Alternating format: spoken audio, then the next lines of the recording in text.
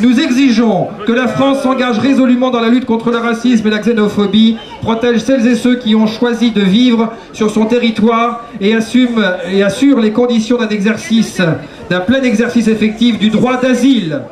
L'homophobie, la transphobie et la biphobie peuvent aussi émaner de propos tenus au nom des diverses religions.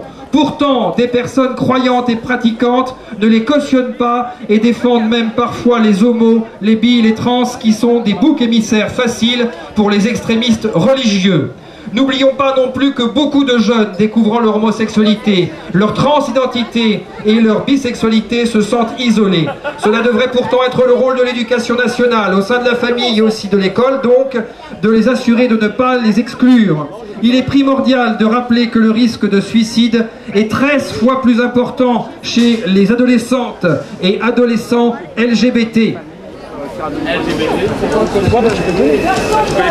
Enfin, nous exigeons que les personnes trans ne soient plus soumises aux psychiatres pour la validation de leur parcours de transition et que ces soins soient remboursés par la sécurité sociale.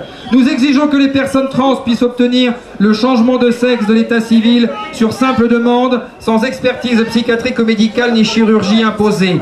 Nous refusons la société binaire homme-femme imposée par l'ordre médico-légal d'État et de certains médecins. Nous exigeons que la transphobie soit enfin une des discriminations reconnues par la loi et soit un 19e critère. Nous exigeons le délai de prescription porté à 1 an pour tous les propos et toutes les injures à caractère discriminatoire et homophobe. Nous exigeons le droit au mariage pour tous les couples, notamment les couples LGBT. Nous exigeons le droit de succession pour les partenaires vivant en couple et le droit de pension de réversion pour les pacsés survivants. Nous exigeons le droit à l'adoption pour toutes les personnes LGBT. Nous exigeons le droit à la procréation médicalement assistée. Nous exigeons la dépsychiatrisation des personnes trans. Nous exigeons l'application effective du droit d'asile à toutes les personnes étrangères en danger dans leur pays. Nous exigeons l'accès au don du sang pour toutes et tous, lesbiennes, gays, bisexuels, transsexuels et transgenres. Nous exigeons l'arrêt des expulsions des migrants séropositifs. Nous exigeons que cessent les discriminations dont sont les victimes personnes séropositives. Nous vous invitons maintenant, toutes et tous ensemble, à observer une minute de silence en hommage et en solidarité avec les personnes victimes d'actes homophobes, transphobes, biphobes en Europe, en France et partout dans le monde.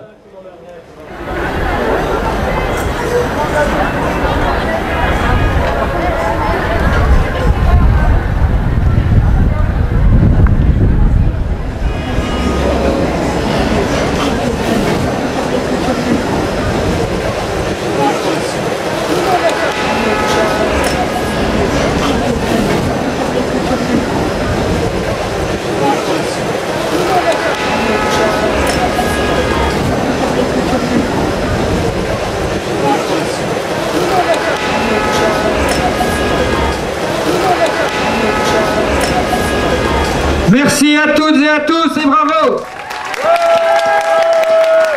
Il faut vous rappeler qu'aujourd'hui à Nancy, 2 femmes se sont mariées. 2 femmes, j'ai bien dit 2 femmes, une femme trans et une femme biologique. Tout cela pour mettre en évidence les contradictions de l'État français. Et on les embrasse, elles s'appellent Stéphanie et Élise. Je passe maintenant la parole à Christelle Olivier, la présidente de l'Égide de Lille. Merci beaucoup Stéphane. Donc, comme Stéphane l'a dit, je suis Christelle Olivier, je suis la présidente de l'Égide, la maison régionale des associations lesbiennes, gays, trans, qui regroupe 32 associations LGBT sur l'ensemble de la région Nord-Pas-de-Calais. Ce que je tenais à vous dire, c'est que dans le cadre de la journée mondiale de lutte contre l'homophobie et en partenariat avec la ville de Lille, que je tiens d'ailleurs à remercier chaleureusement, nous avons reçu à l'Égide 2 chercheurs de l'université d'Évry-Val d'Essonne qui ont publié en 2010 une étude moins égaux que les autres. Cette étude met en avant une discrimination salariale des gays par rapport à leurs collègues hétéros. Je tiens vraiment à préciser que cette discrimination salariale n'est pas anodine. Elle est du même niveau que la discrimination salariale que subissent les femmes par rapport aux hommes. Actuellement, donc, ces chercheurs poursuivent leurs études Et une deuxième étude devrait venir confirmer, voire préciser les chiffres de la première étude donc de 2010. Mais pour que cette étude puisse voir le jour, on a besoin, les chercheurs ont besoin d'un très grand nombre de témoignages. Pour ce faire, ils ont mis en ligne un questionnaire, mode de vie au travail. Vous pouvez accéder à ce questionnaire, entre autres, depuis le site de l'Égide, www.legide.org, legide.org. Alors c'est un questionnaire qui est anonyme, ça prend au maximum une quinzaine de minutes pour répondre à l'ensemble des questions. Et moi, que vous soyez lesbienne, que vous soyez gay, que vous ayez vécu une discrimination sur votre lieu de travail ou non, moi je vous invite vraiment à répondre massivement à ce questionnaire. Par ailleurs, et toujours dans le même ordre d'idées, nous allons, je pense, courant septembre, mettre en ligne un deuxième questionnaire. Cette fois-ci, on va s'attaquer un petit peu plus à la discrimination, à l'accès au logement des personnes LGBT. C'est un travail que nous sommes en train de mener avec la Confédération nationale du logement. Là aussi, je vous invite aussi à répondre massivement donc, à ce futur questionnaire qui sera lui aussi accessible depuis le site de l'Égide. Mais d'ores et déjà, si vous avez été victime de discrimination à l'accès au logement, vous pouvez nous laisser vos témoignages, soit directement depuis le site de l'Égide, soit en nous envoyant un message à l'adresse mail générique contact@legide.org. Je terminerai simplement par vous dire qu'à l'Égide, si vous avez été victime de discrimination, d'actes homophobes, d'agressions, on est là bien évidemment pour vous aider, pour vous apporter un soutien, tant d'un point de vue psychologique que juridique. Mais ce que je veux que vous compreniez bien, ce qui me semble moi super important, c'est que lorsqu'on met en place des projets comme ceux-là, là c'est nous qui avons besoin de vous et j'espère que vous répondrez présent à mon appel. Voilà, donc il ne me reste plus qu'à vous remercier de m'avoir écouté et j'espère même entendu et je vous souhaite à tous une excellente marche. Merci. Bravo. Merci, c'était Christelle pour l'Égide. Je passe maintenant la parole à Léo, militant du centre LGBTQIF. Bonjour à toutes, à tous et aux autres. Au nom du centre lesbien, gay, bi, trans, queer, intersexe et féministe, j'en suis Gireste, nous vous souhaitons une bonne marche des fiertés 2011. Contre l'homophobie, la lesbophobie, la biphobie et la transphobie, contre le sexisme, nous manifestons ensemble cet après-midi. Malgré tout, nous ferons la fête, quelles que soient nos sexualités, nos modes de vie, les habits que nous avons choisi de porter pour l'occasion ou dans notre vie quotidienne. Nous sommes solidaires de toutes les personnes LGBT du monde entier qui n'ont pas la liberté de manifester comme nous aujourd'hui, et solidaires des étrangers et étrangères en France, notamment homosexuels ou trans. Nous demandons à la France de leur accorder le droit d'asile lorsqu'ils ou elles en font la demande. Aujourd'hui, nous manifestons car nous n'avons pas honte de ce que nous sommes. Lesbiennes, gays, bi, trans, queer, intersexe, homo, hétéro, mais aussi sans-papiers, séropos, prostituées. Nous pensons aussi à toutes les personnes qui aimeraient être avec nous, mais dont l'état de santé ne permet pas de marcher 2 heures sous le soleil. Non aux réformes de santé qui précarisent les malades. Non aux expulsions d'étrangers malades ou séropositifs. Non à la psychiatrisation des trans. Nous voulons l'égalité des droits et une société nouvelle. Oui à la solidarité, à la liberté, au droit de disposer de son corps, aux sexualités et aux amours pluriels. Après la marche, les Flamants Roses et l'association Aide vous invitent à un apéro gay et à un pique-nique à partir de 19h au Jardin Vauban.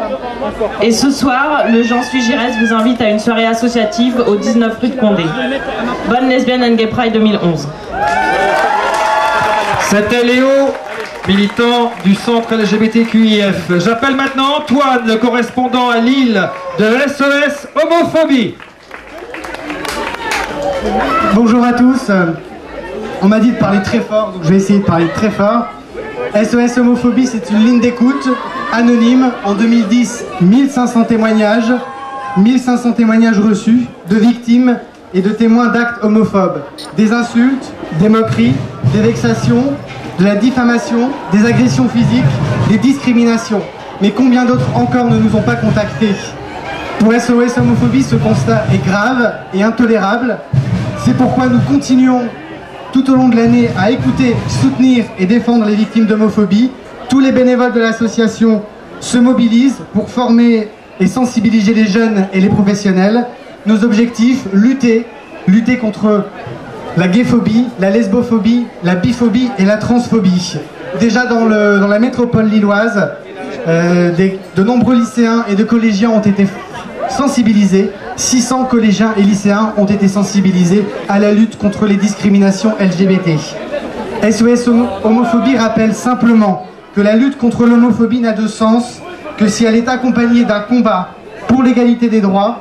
Nous demandons à ce que l'orientation sexuelle ou l'identité de genre des personnes ne fasse l'objet à aucun moment d'attaque ou de discrimination. Le 8 juin prochain, la semaine prochaine, SOS Homophobie sera mobilisé devant l'Assemblée nationale pour soutenir l'ouverture du mariage aux personnes gays et lesbiennes.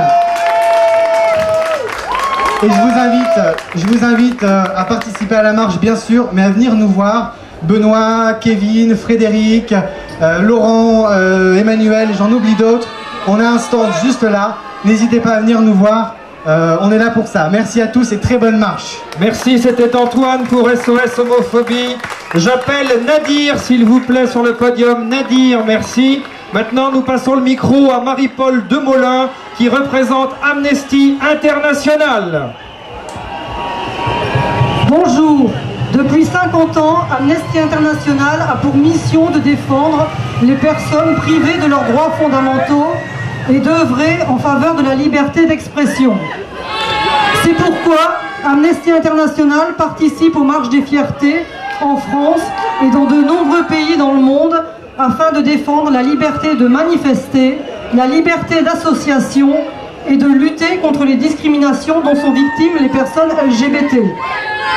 En effet, en raison de leur orientation sexuelle ou de leur identité de genre, des êtres humains sont exposés aux violences et aux discriminations. Ils risquent d'être arrêtés, emprisonnés, torturés, voire condamnés à mort.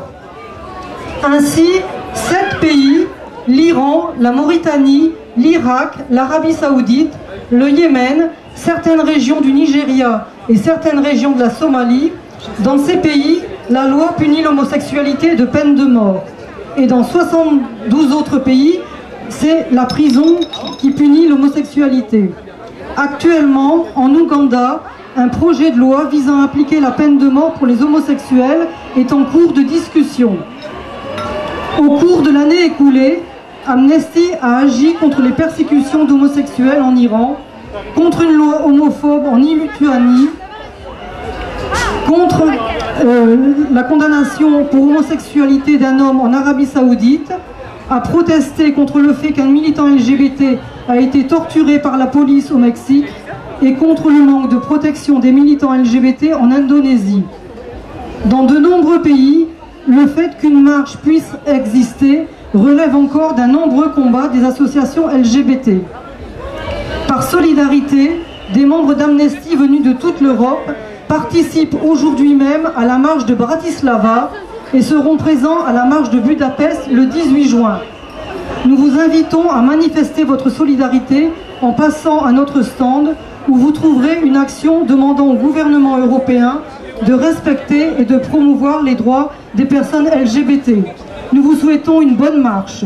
Merci d'être votre présence. C'était Marie-Paul Demolin pour Amnesty International. Très vite, pour lancer la marche, nous passons la parole à Pascal Cateau pour le syndicat CFDT. Bonjour à tous. Alors voilà, la CFDT Nord-Pas-de-Calais, c'est la deuxième fois que nous participons à la marche des fiertés. Et pourquoi?